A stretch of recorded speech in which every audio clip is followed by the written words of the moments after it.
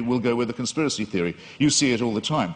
Religion's great strength is that it was the first of our attempts to explain reality, to make those patterns take some kind of form.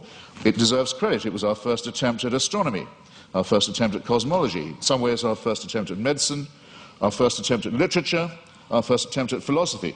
Good. While there was nothing else, it had many functional uses of that kind.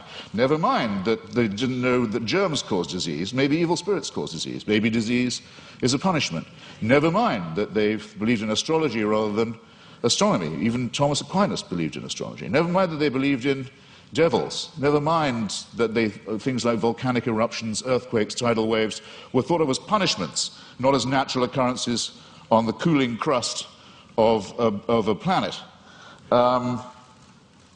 The pattern seeking has gone too far, and it's gone, I think, much too far with what was until recently thought of as Christianity's greatest failure, greatest of all failures, cosmology, the one thing Christianity knew nothing about and taught the most abject nonsense about. For most of its lifetime, Christianity taught that the earth itself was the center of the universe, and we had been given exclusive dominion as a species over it. It could not have been more wrong.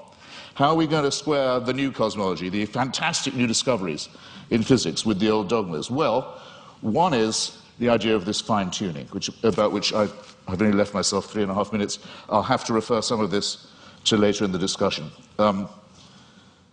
This is essentially another form of pattern seeking on the basis of extremely limited evidence. Most physicists are very uncertain, as they have every right to be. In fact, I would say, for physicists, as they have the duty to be at the moment, extremely uncertain about the spatio-temporal dimensions of the original episode, the Big Bang, as it's sometimes called. We're in the very, very early stages of this inquiry. We hardly know what we don't know about the origins of the universe. We're